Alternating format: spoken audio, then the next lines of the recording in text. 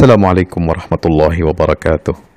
Sahabat tafsir Quran dirahmati Allah, alhamdulillah, wassalatu wassalamu ala rasulillah wa ala alihi wa sahbihi wa ba'du. Sapa pagi kita kali ini kita akan memberikan kajian tentang akhlak seorang muslim dalam memilih teman kepercayaan. Iya, memilih teman, ya, memilih sahabat itu adalah bagian dari perintah Allah Subhanahu wa taala. Ya, jangan sampai kita menyesal, jangan sampai kita merugi karena memilih teman yang salah. Dalam surat Al-Furqan itu digambarkan begini, ayat 27-28. Wa yawma ya'addu zalimu ala yadayhi yaqulu ya laitani ittakhadtu ya laitani lam attakhidh fulanan khalila ya wailata laitani lam attakhidh fulanan khalila laqad adallani 'anidh dhikri ba'da idh ja'ani wa kana asy-syaitanu lil-insani khadhula. Nauzubillah min dzalik. Ya. Sahabat yang dirahmati Allah, nanti di hari kiamat itu Allah menggambarkan bahwasanya nanti suatu saat hari kiamat kita akan melihat, menyaksikan orang zalim akan menggigiti tangannya. Ya, yaqul ya laitani ittakhadtu ma'ar rasuli sabila. Ya, andaikan dahulu aku bergaul, ya, bersama Rasulullah SAW. Ya wailata laitani lam attakhidh fulanan khalila. Sungguh celaka. Ya, kenapa aku sampai mengambil seseorang itu menjadi teman dekat, teman yang rapat, padahal dia telah menyebabkan aku luput, lalai dari ingat kepada Allah Subhanahu wa taala, lalai dari peringatan-peringatan yang Allah sampaikan dan Rasulullah berikan kepada aku.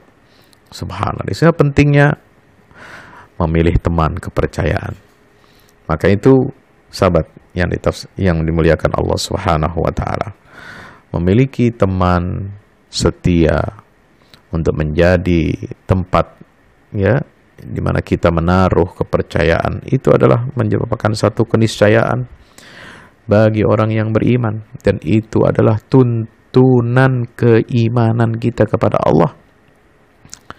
Sehingga ada dalam surah Ali Imran ayat 118, Allah Subhanahu wa taala menurunkan ayat yang berbunyi, ya ayyuhalladzina amanu la tattakhidhu bitanatan min dunikum la ya'lunakum khabala waddu ma 'anittum qad badatil baghdha'u min afwahihim wa ma tukhfi suduruhum akbar qad bayyana lakumul ayati in kuntum taqilun. Hai orang-orang yang beriman, janganlah kamu menjadikan teman orang-orang yang di luar kalanganmu, ya, yang tidak seagama denganmu itu sebagai teman kepercayaanmu, bitana.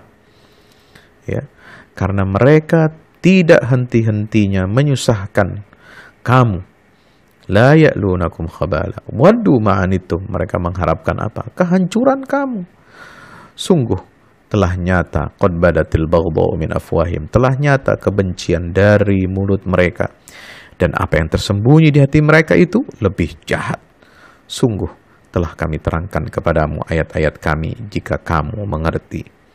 Sahabat tafsir yang dirahmati Allah, ayat ini turun berkenaan, ya, dengan kenyataan bahwasanya dahulu kaum muslimin menjalin hubungan baik dengan orang-orang Yahudi, karena pada saat masa jahiliyah dahulu mereka membuat janji setia untuk saling membela, sebagaimana perjanjian antara Yahudi Madinah dengan suku Aus dan Khazraj. Namun setelah Allah dan Rasulnya hadir, diyakini, diimani oleh kaum Ansar di Madinah, ya, maka Allah Subhanahu wa taala berikan peringatan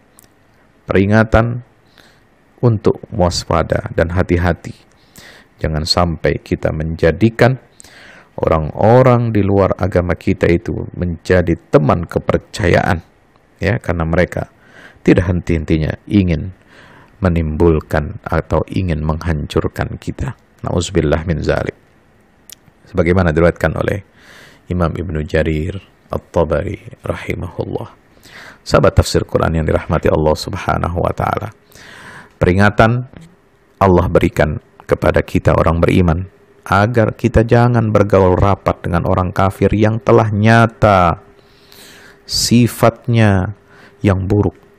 Jangan mempercayai mereka dan jangan sekali-kali kita menyerahkan urusan kaum muslimin kepada mereka. Maka itu ayat itu ditutup dengan ungkapan, ya, sesungguhnya kami telah menjelaskan ayat-ayat kepada kamu agar kamu mengerti. Qad bayyana lakumul ayati in kuntum taqilun.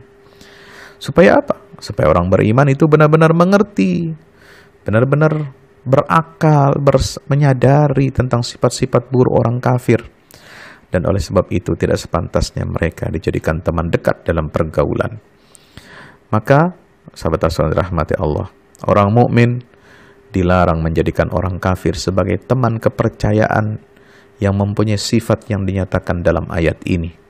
Ya, jadi yang dilarang itu adalah orang kafir dijadikan teman kepercayaan. Nah, yang dilarang untuk dijadikan teman kepercayaan itu apa? Yang memiliki sifat-sifat yang ada dalam ayat ini. Yaitu apa? Suka menyakiti, merugikan kaum muslimin, berusaha menghancurkan mereka. Mereka suka menyatakan terang-terangan dengan lisan, ya, mereka bagaimana mereka menyatakan amarah dan kebencian terhadap kaum muslimin, hate speech. Ya, hate speech mereka munculkan kepada kaum muslimin. Mereka mendustakan Nabi Muhammad SAW dan Al-Quran dan menuduh umat Islam sebagai orang-orang bodoh dan fanatik. Ya, juga sifat orang-orang kafir ini, yaitu kebencian dan kemarahan yang mereka ucapkan dengan lisan itu masih sedikit sekali bila dibandingkan dengan kebencian dan kemarahan yang disembunyikan dalam hati mereka. Sahabat tafsir Al-Quran yang rahmati Allah Ta'ala.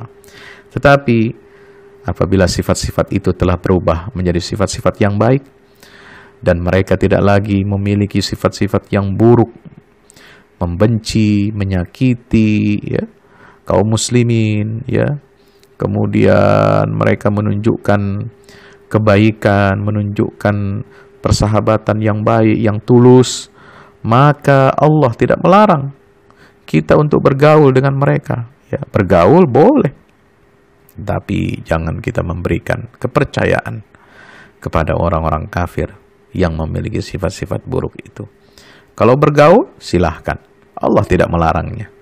Ya, karena Allah berfirman dalam surah Al-Mumtahinah ayat 8-9. La yanhakumullahu 'anil ladzina lam yuqatilukum fid din wa lam yukhrijukum min diyarikum an tabarruhum wa tuqsitu ilaihim innallaha yuhibbul muqsitin.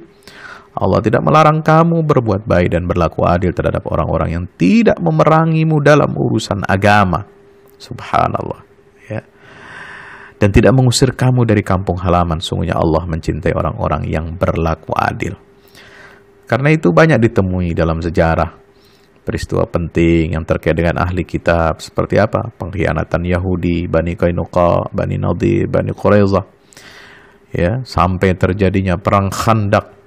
Kemudian kaum Nasrani yang membantu kaum muslimin dalam perjuangan Islam, seperti, ya, kaum Nasrani yang membantu kaum muslimin dalam perjuangan Islam, itu seperti dalam penaklukan Spanyol dan pembebasan Mesir. Ya, orang Islam saat itu berhasil mengusir orang-orang Romawi, ya, di Mesir itu berkat bantuan orang-orang Kristen Koptik. Nah, itu. Demikian pula banyak di antara orang-orang Nasrani yang diangkat sebagai pegawai pada kantor-kantor pemerintah di masa Umar ibn al-Khattab, juga di masa Daulah Bani Umayyah dan Abbasiyah. Bahkan ada di antara mereka ada yang diangkat menjadi duta mewakili pemerintahan Islam. Demikianlah, sahabat Rasul yang dirahmati Allah.